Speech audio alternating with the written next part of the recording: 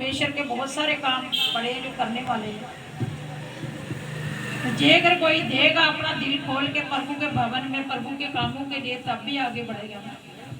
तो कहते हैं मुझे परख के तो देखो, मुझे देख के तो देखो, मैं आपकी भूमि की, आपकी जॉब की जो कमाई है उसको नष्ट नहीं होने, आपकी जो बेफजूल का खर्चा होता है, डॉक्टरों के पास जाता है, बेकार में खर्चा होता है, आपको पता ही नहीं चलता है कहाँ पर पैसे खर्च हो रहे, आपके पास बचता ही नहीं है कुछ। तो वो कहता मुझे दे के तो देखो, मैं आपकी भूमि की जो फसल है उसको नष्ट नहीं होने दूंगा। मैं उस शैतान को डांटूंगा मुझे आपको नष्ट करने वाला। हालेलुया। तुम्हारी दाख लताओं के फल कच्चे ना गिरेंगे, सेनाओं का यहोवा का यही वचन है। हालेलुया। तुम्हारी दाख लताओं का फल कच्चे नहीं गिरेंगे, सेनाओं का यहोवा का यही वचन है।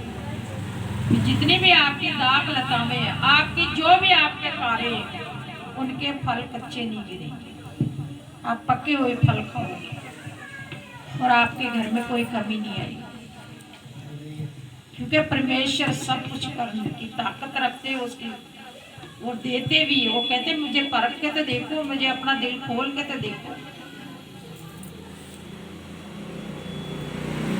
तो हम जो प्रभु के भवन में कुछ देते हैं तो हमारा दिया हुआ व्यर्थ नहीं जाता है। परमेश्वर हमें बहुत सारी आशीष देता है। हालेलुया।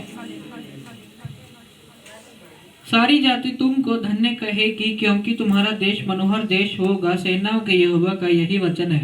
हालेलुया। कहते भी जितनी भी जातियां आपको धन्य कहेगी। जब आप आगे बढ़ते जाओगे तो लोग कहेंगे आप कहाँ पे जाते हो, क्या करते हो।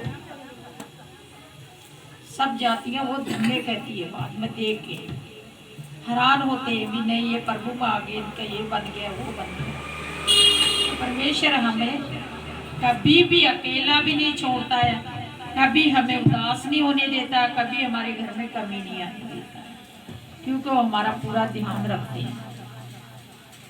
तो हमें परमेश्वर के वचनों को याद करना चाहिए। हमने वचन में क्या पढ़ा है, क्या प्रभु का आत्मा हमें बताता है। मेरा फर्ज बताना, आपका काम है, आप मानो ना मानो आपकी इच्छा है। जो भी कुछ देगा प्रभु के भवन में वो ब्लेस होगा, और सब लोग देते भी हैं। हमारा चर्च में जाकर देखो गवाहियां कैसे आ रही हैं। इतने गरीब गरीब लोग जिनके घर में कोई काम नहीं, कोई कुछ नहीं, जब गवाहियां सुनते हैं तो वो क्या करते हैं, ब्याज में से पैसे उठा उठा के भवन में देते हैं। फिर परमेश्वर उनको जब ब्लेस करता है फिर गवाहियां देती है। साल बाद, 2 साल बाद, 6 महीने बाद, महीने बाद, जब भी उनके जीवन में गवाही होती है देते हैं। और परमेश्वर हमारी प्रार्थना का उत्तर जरूर देता है, चाहे तो उसी टाइम दे, चाहे वो 6 महीने बाद, 10 दिन बाद, किसी को साल लगता है, किसी को 2 साल भी लगता है। बारी आने पे वो देता है।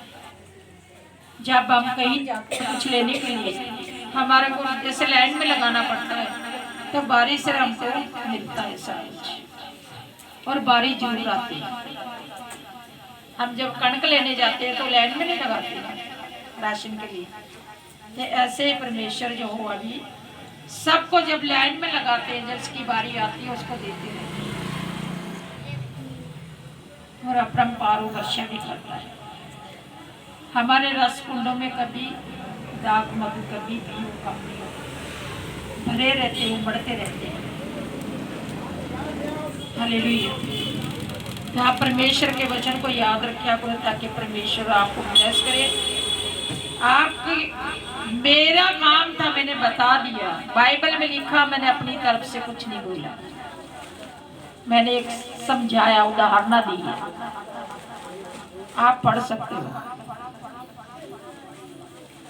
हालेलुया। आज का वचन यही हम समाप्त करते हैं। प्रभु का धन्यवाद करते हैं। परमेश्वर आप सबको ब्लेस करे। Hallelujah, thank you Jesus. आइए वर्शिप करेंगे, उसके बाद में हम